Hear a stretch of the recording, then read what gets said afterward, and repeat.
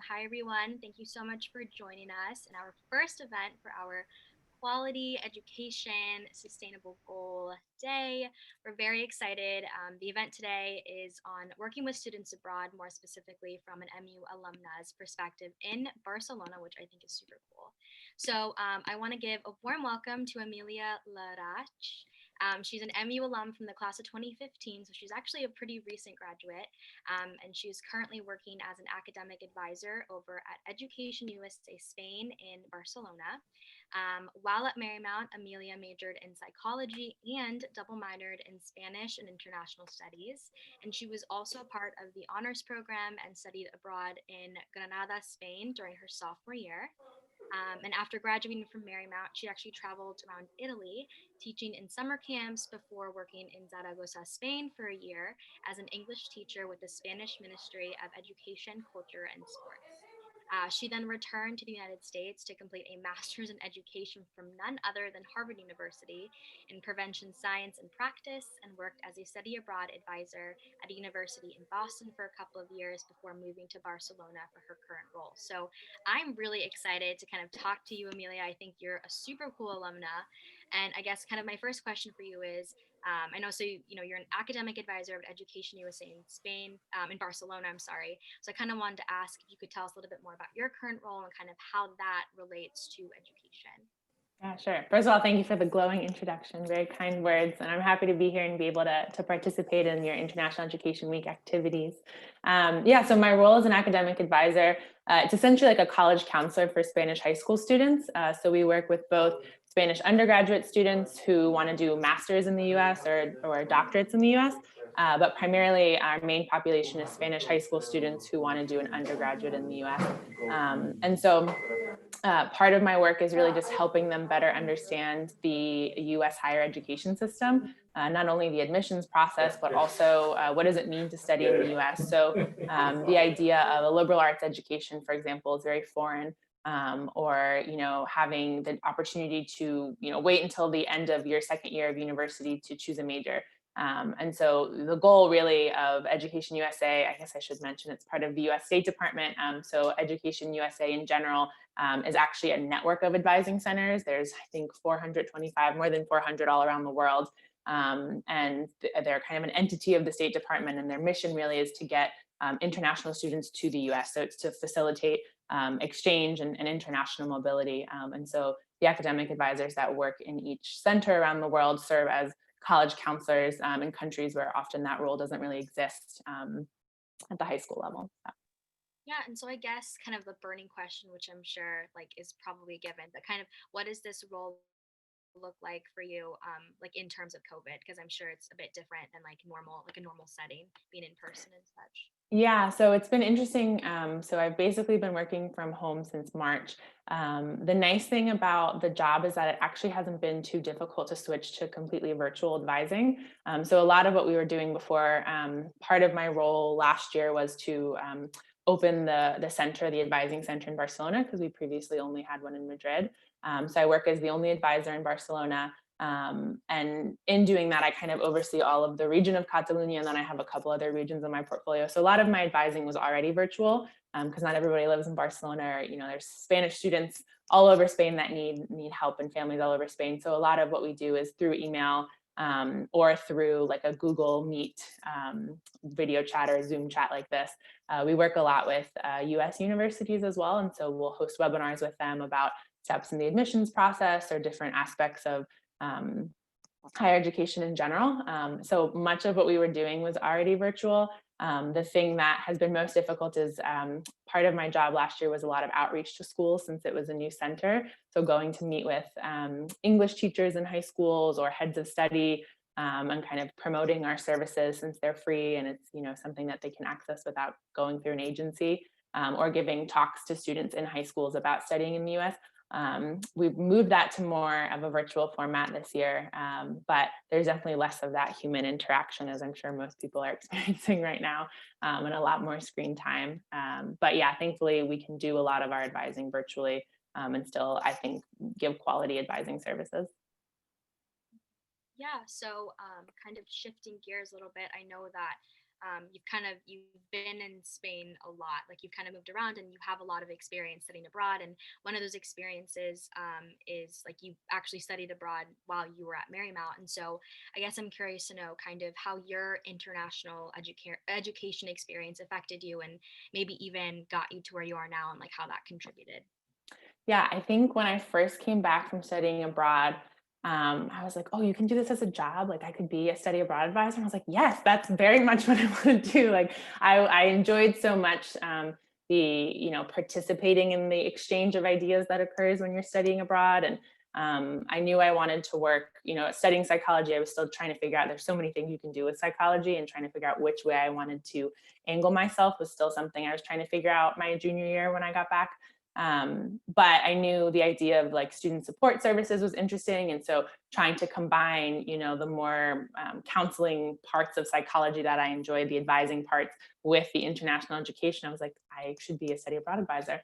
And so once I graduated, I knew I wanted to go back abroad immediately. I wanted to go back abroad immediately when I got back to the US. And so, as you mentioned, I went to Italy, and most of those times abroad were informed by rich experiences that I had had my first time, and the feelings of something I really appreciated the first time I was abroad was everything felt new all the time. And so I think sometimes change can be super scary, and it still is. Even this is my third time living in Spain now, and there was still such it was a different type of culture shock, but there was still such a period of transition that I went through this last time around moving, and still difficulty, in kind of acclimating to a new environment. But it's something that once you get through it, it's something that I always enjoy, and that feeling of having accomplished something, because you put yourself in a new environment and a little bit out of your comfort zone, as cliche as it sounds, that feeling of accomplishment is something that I really kind of strive for and appreciate, feeling like you pushed yourself to something new. So I think since experiencing that the first time when I went abroad, it's something I'm always kind of looking for. And I enjoy the feeling that there's always something to explore. And I think you can get that, moving to a new city in the US too, right? There's so many kind of different cultures and populations that exist within the US. You don't necessarily need to leave the country to do it.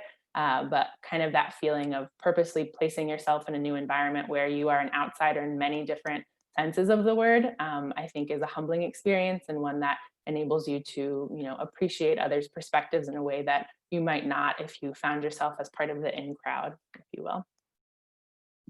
I know that you studied, so after you graduated, you actually went to Italy and you taught at various like summer camps. Would you mind kind of talking a little bit more about that experience and what that was like? Yeah, that was so it was through ACLE. There's a lot of different associations and organizations. If anyone is curious, I can send more information about that afterwards and kind of the research process. But it was essentially English immersion summer camps. Their philosophy of education was TIE, or theater in education. And so they were all about the idea that emotions generate learning. And I remember being intrigued because they talked about a lot of theorists that we had talked about during my studies at Marymount in psychology, and kind of the positive use of emotions to learn things. And so it seemed like an interesting match, and it gave me the opportunity to travel all around Italy. So you basically work as like a camp counselor, you're like teaching English in the morning, and then kind of doing games in the afternoon. And it's always in English, and it gives Italian students the opportunity to interact with native English speakers in an immersive setting in the summertime. And so you travel basically to a new city every week or 2 weeks. So it's definitely requires a lot of energy. It was great because I had just graduated and I was like ready to take on the world. And it was very tiring. I did it for 4 months straight. So I think I did like 15 camps that summer. But it was a really cool experience. And it helped me, practice my Italian, and talk about, being in a new work environment. One of the things that was interesting about that experience was, we were working with Italian teachers, and then we usually had interns who were Italian university students who had a high level of English, who wanted to participate as mentors for the younger students. And then the English counselors, the camp counselors like myself, were from many different English speaking countries throughout the world. So there was quite a clash of culture in every camp. And because you were moving every week or two, it really required you to kind of hit the ground running and learn how to work with people from many different backgrounds, many different understandings of what it means to work efficiently as a team and make a successful product for these students and for their families. So it was kind of a cool first taste of working abroad. Yeah, so I have a random question. How many languages do you speak? You've been like everywhere. That's so cool. No, definitely haven't been everywhere. Lots left to explore, mostly just Europe. Yeah. So Spanish, besides English, Spanish is the one I dominate best. Most of my work here in Barcelona occurs in Spanish with students and families. And then Italian, because part of my family is from Sicily. So once I got back from studying in Granada when I was at Marymount, I met my family in Sicily for the first time, and I was like, I can't believe I don't know how to speak to them. This is ridiculous. And so I started learning Italian, and then I'm slowly trying to learn Arabic because that's also part of my family's heritage. We were talking before, I don't know Catalan yet. Something, if I stay here longer, I definitely need to work on. But yeah. That's very, very cool. And so I guess I wanted to ask, so after you went to Italy, you came back and then you went to Harvard. And then that was when you went back to, or no, you were working as a study abroad advisor in Boston. And that's when that took you to kind of where you are now. So I guess I kind of wanted to ask, like, how did that happen? Like, how did you get the role that you're at now, and kind of how did that come about?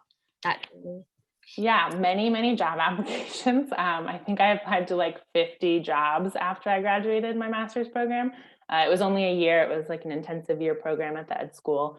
And so I was really open to, I hadn't had any professional work experience in study abroad. I knew it was something I was always interested in, but beyond teaching abroad, I hadn't really had like an office job beyond like student work positions that I'd had at Marymount.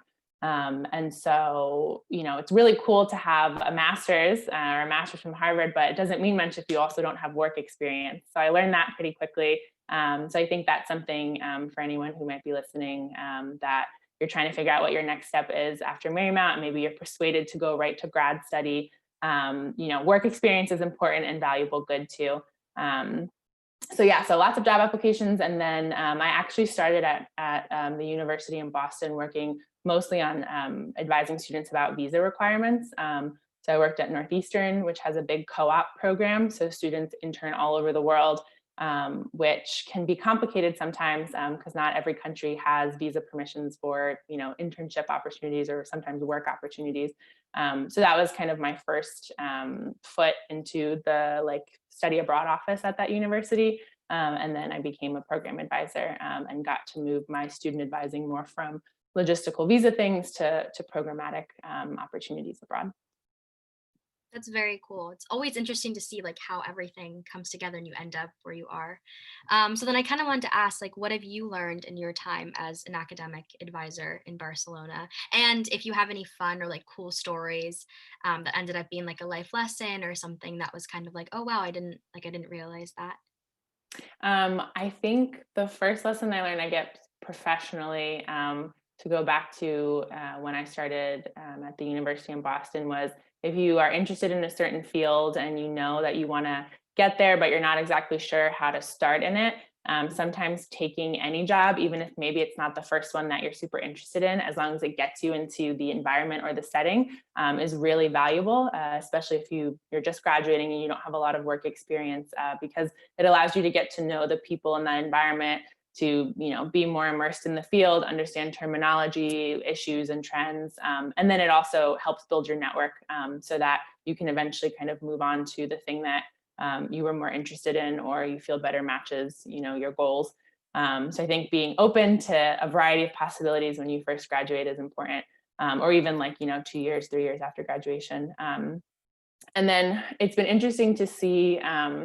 So I've worked both on the outbound side, so sending students out of the US into different countries, and now I'm working more on still outbound, but in the other direction. So I'm sending students out of Spain to the US.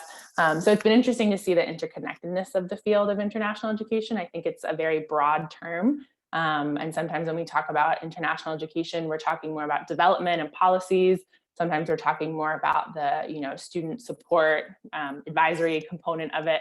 And so I've enjoyed seeing how all of the pieces fit together, especially EducationUSA being part of the State Department. A lot of the initiatives that they have, whether it's for incoming or outbound, exchange in general is important. The exchange of ideas, the exchange of people, And so it's been cool to kind of work on all sides of that. And then I think from my position specifically here, professionally, it's been, I was coming from a university that had like, almost 50 people in our office, and I was on a team of like 6 advisors. And it's just me here. All of my colleagues work in a different city. And so, being a team of one sometimes is different, but it's been a cool learning experience. And I think that's something to consider too, in different job opportunities is, the opportunities it's going to give you to grow, even if it might not be the setting that you're used to. Yeah, no, it must be interesting to go from like working in a team and then just being you. And I kind of actually am really interested to hear like, what is that like just working by yourself? Was it scary at first, or was it kind of like, oh, I know what I'm doing? No, I had no idea what I was doing. It was, you know the content of the job a little bit because obviously you have a little bit of training from your previous job. Hopefully that's what helped you get your next job. But yeah, it was definitely something I knew going into it, but I couldn't expect kind of how it would feel until I was in it. So yeah, it was definitely difficult. Obviously, I had the support of my manager and my colleagues in the other city, but I didn't get a chance to really meet them in person until I had already started the job. So I think it was something that I'm happy that I did because it certainly helped me realize, things that I want in a future job, or things that I appreciate about one work environment or another. But yeah, it was definitely kind of hit the ground running. And I think another thing that kind of was a factor was it's a different country. And even though it was my third time living in Spain, it was, still everything was new. It was a new city, all of those things that you go through when you first move somewhere, all of the like scary transition things, I still definitely experienced. So I think that was surprising for me too, to feel like I know Spain, I speak Spanish, this is a culture I'm familiar with, but to never take for granted the fact that it's new and it's okay to kind of adjust to things, and be intimidated by certain things. The important thing is that you kind of just keep at it. That's really cool. I know I would be terrified to work just me. So like kudos to you, especially like you said, new city. That's amazing. But again, you are an awesome person, so not surprised at all. So I guess I wanted to ask a little bit more about like where you work. So Education USA Spain, or even like specifically to your role as an academic advisor. Kind of what are the goals of where you work, and how do you think that they create a more sustainable global future, specifically in education? Yeah, so I mean, the main goal of most Education USA advising centers and as a network really is to get students to the US, to get international students to experience the US education system, to engage with other Americans as well. Universities in the US, as you probably know, appreciate diversity, and they want many students from many different backgrounds and walks of life to be interacting with each other on campus. And so the exchange of ideas and worldviews, it's kind of hard to know where you stand in the world until you understand other people's positions, and your relation to that other person. And so I think, at a very general level, the goal is just to kind of facilitate understanding and, as cheesy it sounds, cross-cultural, intercultural communication, right? So for a lot of our Spanish students, the chance to study in the U.S. not only means getting to travel and experience a new country and culture, but also being pushed to think in ways that their education system in Spain might not enable them to. And so this idea of like critical thinking, more project-based learning, having an internship or multiple internships while you're studying is something that's not necessarily always highlighted here in a lot of university programs in Spain. And so, I think part of it is, giving students the opportunity to see beyond themselves. Spanish culture sometimes can be very homogenous. And so, especially if a student is growing up maybe in not a more, not like Barcelona, Madrid, or a cosmopolitan larger city, there's a lot of things that, they haven't been exposed to yet that certainly traveling outside of their city, let alone their country, will enable them to see.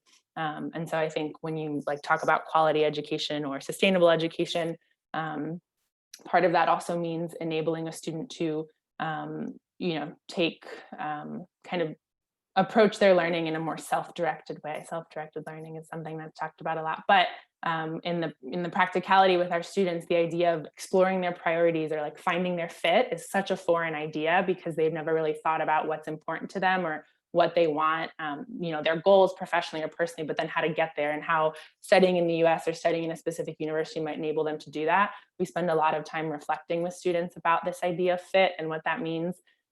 Because in the Spanish education system, you basically take an exam and then based on the score that you get, you kind of have access to certain universities or not, or certain programs or not. So it's almost decided for you in a way. And so the whole admissions process is, I think, something I like about as an advisor. It's very much like a process of self-discovery for students. And it's kind of the first time that they're really taking their education and their goals into their own hands. Like for a lot of American students, right? They're kind of thinking about themselves as more of an autonomous individual who has, independence and, is going to soon be separating from their family unit. And so what that means for what they want for their future is certainly something that we talk about a lot. And I think one of the cool parts of international education. Yeah, no, that's very interesting. I like the connection between like self-discovery, autonomy, that kind of, those things really factor into that. And I don't know, I always think about like study abroad as like a cool, fun experience, but then I always forget it is a cool, fun experience, but there's so much that goes into it. And I think you're right. There's that self-discovery component that really, really creates like a sustainable, that kind of that future. So yeah, that was a I really think the interdependence, now we're talking, the interdependence of it too is important because it's important to be independent and autonomous, right? But I think sometimes the US really focuses on that too much and kind of puts that as like the be all end all, where in a lot of other communities and cultures, the interdependence is really important and the community aspect is important. So I think something about living abroad or studying and working abroad that is also unique is, on the one hand, it pushes you outside of your comfort zone and helps show you that, you can do all of these things and you can rely on yourself, but it also really humbles you and requires you to rely on other people in a way that maybe you're not used to or that you thought was necessary. And so I think that's kind of a cool thing about it too, and a growth opportunity for students or individuals in general when they're traveling and studying abroad. I guess I'm interested to hear. So talking about like the culture, specifically in Spain, specifically in Barcelona, do you see any ways that like Barcelona itself, like that culture creates also like a sustainable global future, maybe more specifically in education or just in general? If the culture in Barcelona kind of contributes to that as well. Yeah, so each like autonomous region, so there's like a national curriculum in Spain for education, but then each autonomous region, lots that I've learned in this job about all of the different curriculums that exist over Spain. Each autonomous region has the authority to kind of mold that national curriculum to what fits best, kind of like, states in the US.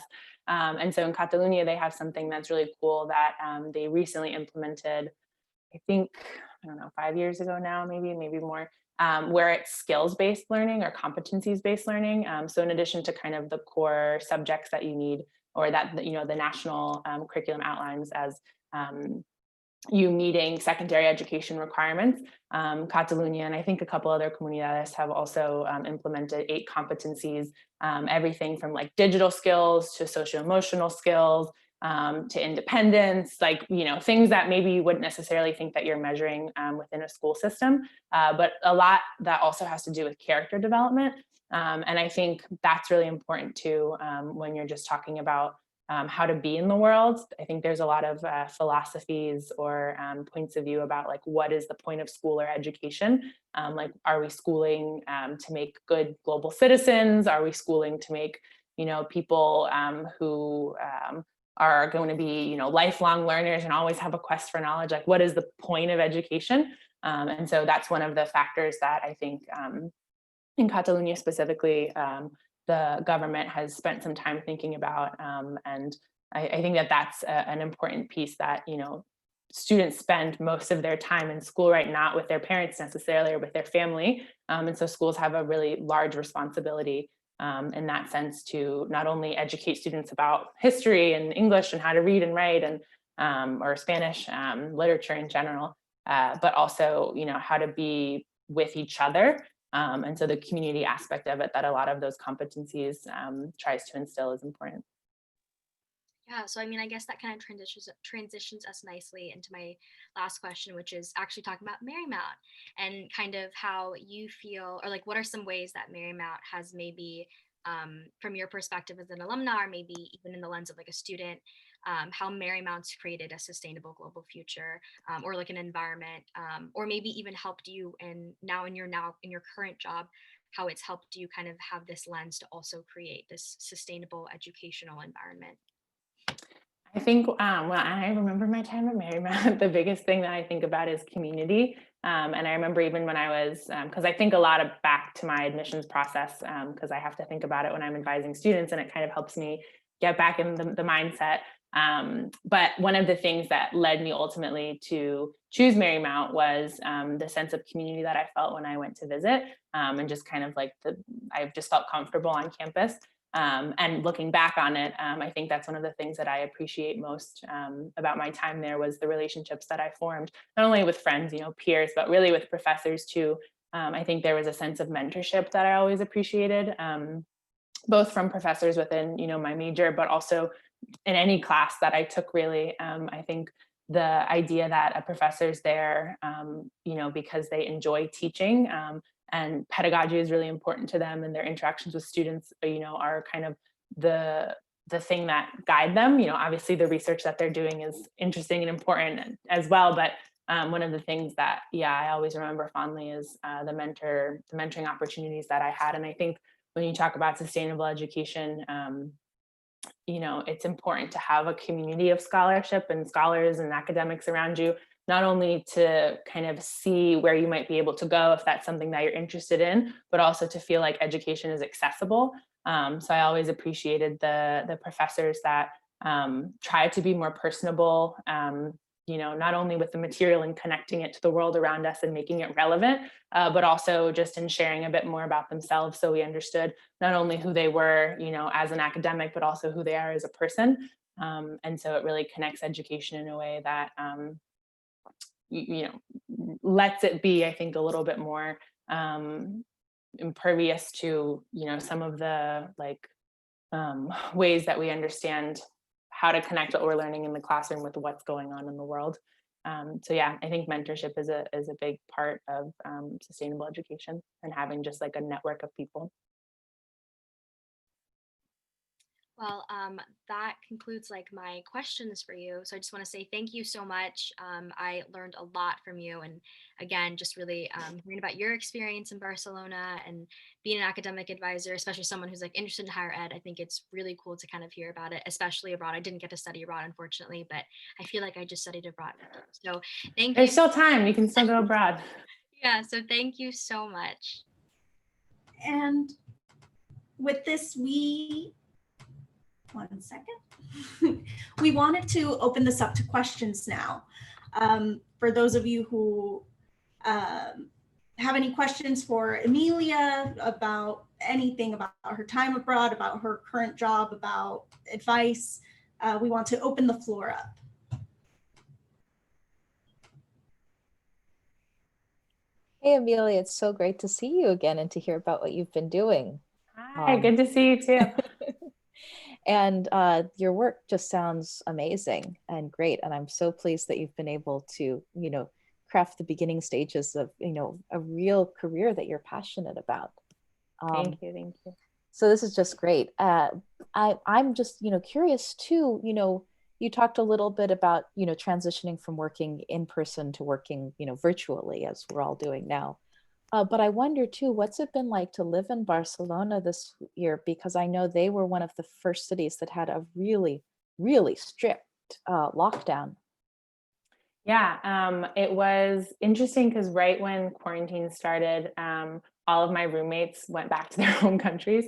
I wasn't at that time, I wasn't living with any Spaniards. And so it was very much a solitary experience. I think it was kind of cool though at the same time, because I think there was like a lot of videos in the US circulating of like Europeans on their balconies like singing, and there was that kind of sense of community though at the same time. So as alone as I was in my apartment, it was actually comforting to know that there were kind of other people around who were experiencing the same thing.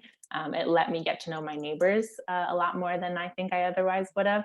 Kind of helped me form bonds with people that yeah, I just didn't interact with necessarily. And I think that's been something in speaking with friends in the US and family that the coronavirus has maybe, encouraged people to stop and consider connections that they could have or that they already had in like a deeper way. So yeah, that was interesting. The restrictions are still pretty tight right now. Most things are closed. It certainly helped me feel more comfortable in living in a state of just uncertainty. General uncertainty has been kind of like the theme of my last year here in Barcelona. And so I think that's something that, like, when you go abroad in general, you're a little less settled. But yeah, that's certainly been something that has been highlighted while I've been here. Mhm.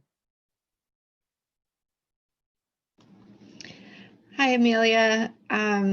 Thanks again for sharing your story with us. My question is just about sort of the idea of access to education abroad.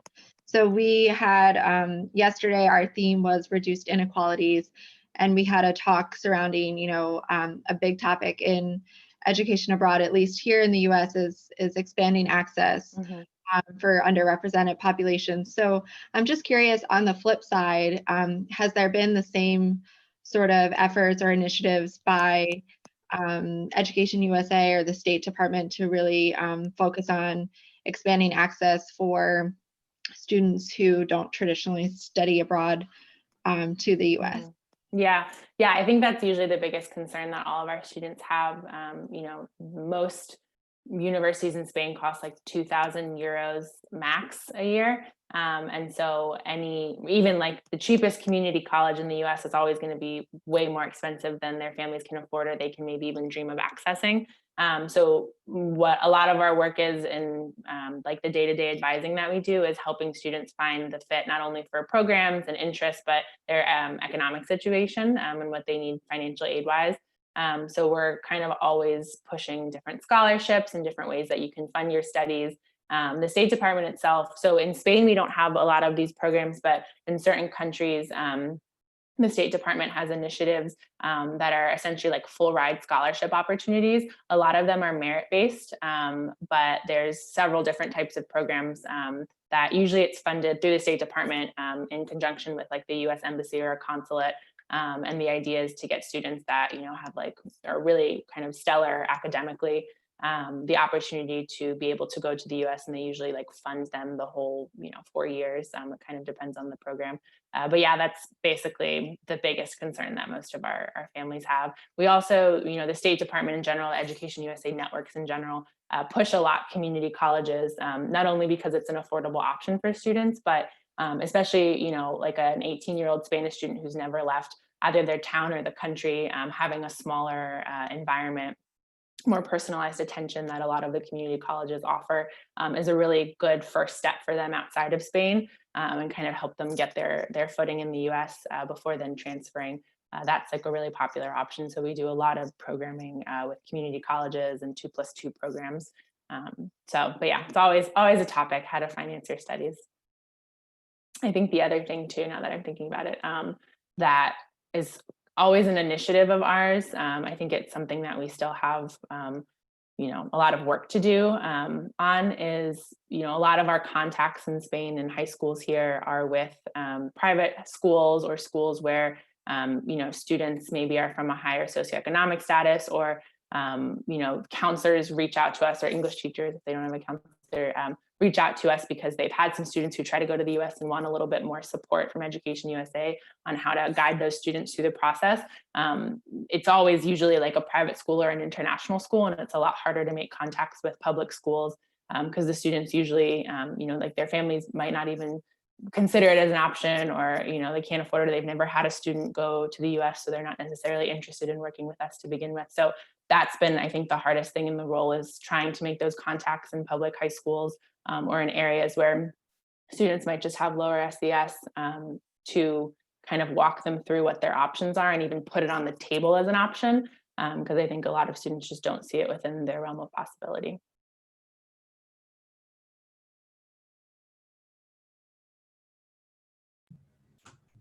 Hi, Emilia. Thank you so much for being here. I also had a question. So with the idea of quality education in mind, there seems to sometimes be a belief that study abroad isn't always necessary, we'll say, like that it's something extra. And, you know, here at the Center for Global Education, we really try to push against that. We push for how important it is and how much students learn.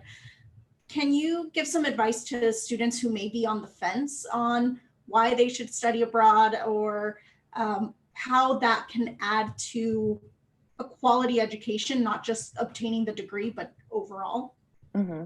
I think a lot of times we talk a lot about like soft skills when you're studying abroad, and you know, the flexibility that you have when you put yourself in a new environment and how you can adapt that, you know, after you come back in job searches or even in your studies, or the opportunity to put yourself in a new environment and feel uncomfortable and be pushed outside of your comfort zone. And I think those are all like important things and part of it, and certainly something that I have benefited from and enjoyed while I was abroad. But I think one of the biggest things that seems like simple, but it's kind of like a why not, because you're never really going to have that opportunity again to travel. Oftentimes, depending on the program that you choose, to like a really, you know, interesting location that maybe you wouldn't necessarily like vacation to, for example, or with funding opportunities that wouldn't necessarily exist if you were traveling alone, to get it to count for your college education, and to do it during a time when you're young and you're able to,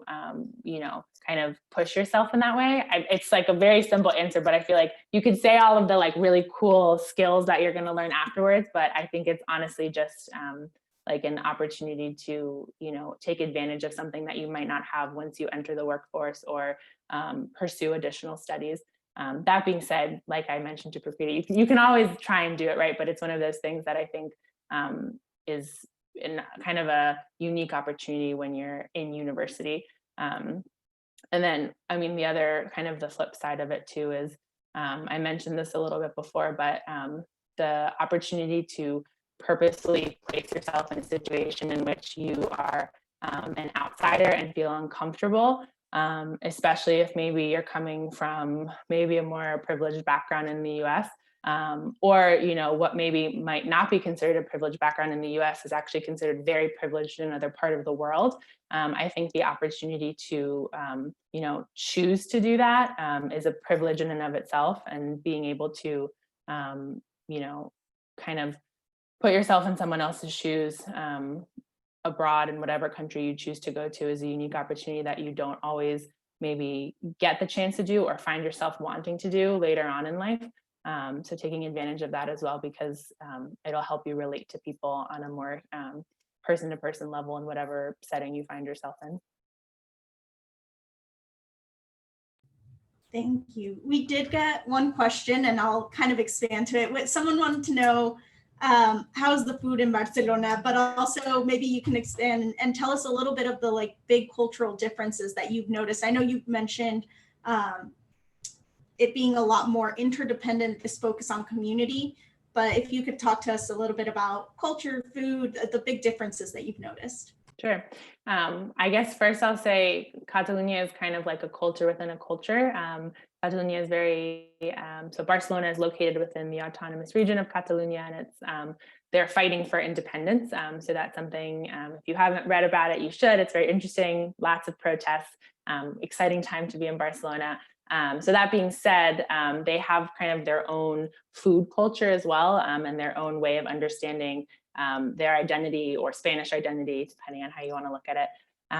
And so, you know, the idea of interdependence, I think, really plays out in just the way that people relate to each other in simple things like, you know, if you're walking on the street, you'll see like a little kid, maybe like, I don't even know how many paces behind their parents, and the parents never turn around and look, because it's, you know, this idea of like it takes a village to raise a child. There's this sense of community and trust in neighbors, even people who don't know each other, right? Barcelona is a pretty big city, but still there's kind of not this fear that something will happen to the child, because it's this idea that we're all taking care of the child because they're young and they need support and love from adults.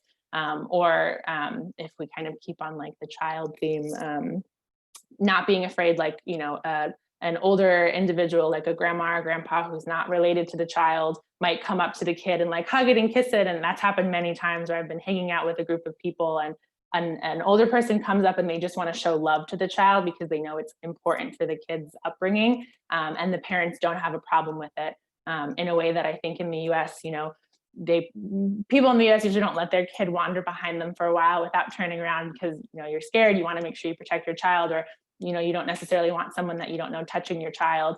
And so that idea of, being more community minded, more of a collective, is something that's like a really specific example of how it plays out, but something that I always find like fun about Spain, and in Catalonia as well.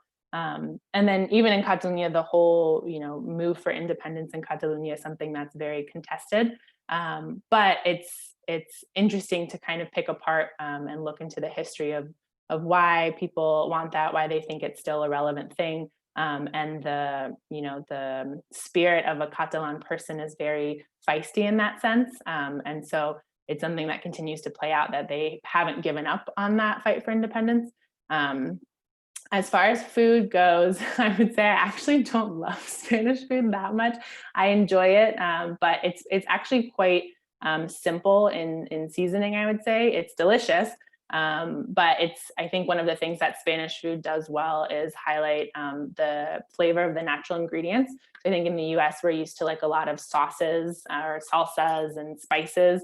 I know growing up in a multicultural household, we use lots of spices in the kitchen.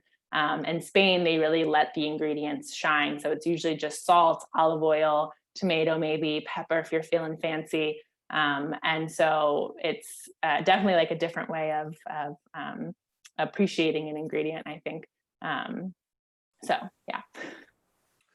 Emilia, I wanted to touch a little bit about what you mentioned, that your multicultural background and language learning. Mm-hmm. Remind me, did you grow up listening or speaking Spanish a little bit, or I forget? Yeah, so I grew up listening to Spanish, but was always too shy to speak it. So I always answered my dad in English. But whenever we would have like large family gatherings, usually in Spanish. But I didn't really start speaking it until, or, wanting to be able to speak it better until high school. And then when I studied abroad was really when I was able to practice it. I lived with a host family. And it was it helped solidify the importance of it to be able to communicate with people. Yeah, I guess, and this is more of a comment / maybe getting your perspective of it. As you know, Marymount has a lot, a big Latinx population that are probably first gen who know Spanish already. Mm-hmm. They're heritage speakers, basically. And I've been trying to reflect what is the better way for us to serve that population in terms of moving and using their skills that they already have into a workforce, for example.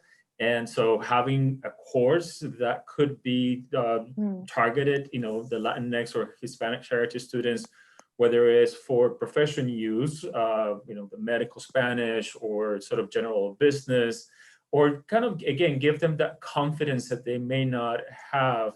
And, and I struggle because I don't want to say you need to take this class because you don't speak good Spanish. That's not the point. The point is, what are the skills that they need to be able to either write a resume or conduct an interview. So I'm wondering, with your lens of going through that process, what do you think about, and I'm taking the stage, using the stage because I know I have Dr. Peebles here with me right now. So, as a coordinator of language, maybe she can help us figure this out a little bit, where I want to be able to, again, attend. And by the way, Marymount is now a Hispanic serving institution. Woo. So 25% of our students are considered, Latinx. So we will get our official seal of approval in a year, but right now we can consider ourselves that. So I want to make sure that we support and then move that population to a better level with their language. What do you think about that? Yeah, I think anytime, when I was learning languages, the most valuable opportunities for me were ones where it felt like I needed it. Otherwise, I wouldn't be able to survive in the setting. So I think that's what makes study abroad unique, is that you need to be able to express yourself in this environment. You need to be able to speak the other language and practice it. And so I think being able to connect students who are heritage speakers with students who are trying to learn or vice versa provides kind of that sense of urgency in a way, especially if you establish from the beginning, like, this is the language we're speaking in for this time, and that's it. And you can't do anything else. Like you have to speak in this language.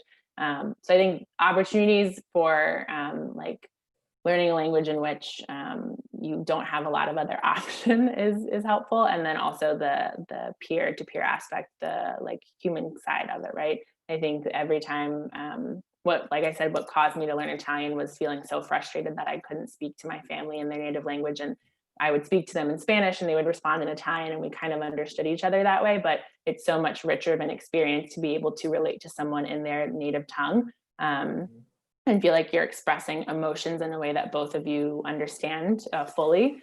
So I think, a program where you could, kind of sounds like matching students, if I'm understanding it correctly. Yeah, well, no, I mean, more than that, I want to sort of have a course specifically, rather than putting somebody who is a heritage speaker in Spanish 101, I will want to have a course that is Spanish for heritage speakers that will okay. It will sharpen the skills basically. Again, okay. They already have a foundation, but it's, how do you sharpen your skills that will lead you to be able to truly say that you're bilingual in a professional setting. Yeah. That my goal is more is to create a course that is for heritage speakers that will move them to the next level. And get them into, again, the medical field, psychology field, business, or, maybe that's too general, but maybe just kind of the general business skills or professional skills, if you will. Yeah, it's something I would have liked. Okay, I didn't understand the question. Yeah, I think that was like kind of the largest learning curve for me when I started this job. Was I was used to conversing in Spanish all the time in an informal way, but I had never had to use it in a business setting. So whether it's giving presentations or writing it's one thing when you're an undergraduate too, you learn how to write a professional email in English, let alone in a different language. And so that was something that was definitely appealing to me about the job, but also very much a learning curve. It took me 10 times longer to write an email to a student than it ever had when I was working at a university in the US. And that was a frustrating experience for someone who felt like I could relatively eloquently express myself when I was having a conversation. But the moment I had to put it into a business email, it was a whole different ballgame, or conduct myself in meetings in Spanish. I think that is super helpful. That's our goal. That's my goal, that I want to try to have these opportunities for the students. So actually, we had an opportunity this semester to offer medical Spanish virtually with a school in Peru. And that's something that we've never been able to do without the pandemic. And I want to try to expand that type of offering for the students. So anyway, just wanted to get your perspective of that as well. Thank you. Yeah, no, I think that's great.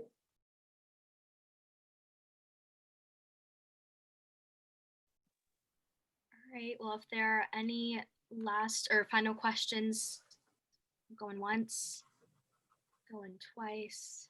Just one thing I forgot, or Emilia, you mentioned that, or forgot to mention that you helped us with the group of one summer with psychology group that went to, where did they go? I forget. Girona. They were in Barcelona and then Girona for a bit. Yeah. Anyway, but we connected with Emilia when you were teaching English and you were finishing that period, and you traveled to Girona and helped with that as well. So, so that was a good connection as well. Yeah, it was cool to be able to participate in that way and connect back with Marymount again then.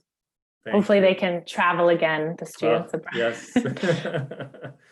Well, thank you so much for taking the time of doing this. I think I mentioned to you that we're connecting, in addition to you, we connected with TJ, who's in Hong Kong, and Nick Cabrejo, who is in Vietnam. So we've been able to do a great connection with our alumni during this International Week. Yeah, see where everyone is now. Yeah. Thank you so much for the opportunity to participate. And I always enjoy the opportunity to connect back with Marymount and hopefully help students in any way that are currently studying there. So thank you. All right. Well, thank you so much, Emilia. You were wonderful. I, again, very much enjoyed it. I felt like I studied abroad with you. It was an incredible experience. I have all the more reason to actually go now. So thank you. There you go. Come on over to Barcelona whenever you want. I'll be over here. For sure. So thank you so much again. This was a wonderful kickoff to quality education this day. And yeah, so thank you so much. It was wonderful meeting you virtually, I know. But yeah, so thank you so much. And yeah, and thank you to all of our attendees for coming out and supporting us. And happy International Education Week 2020.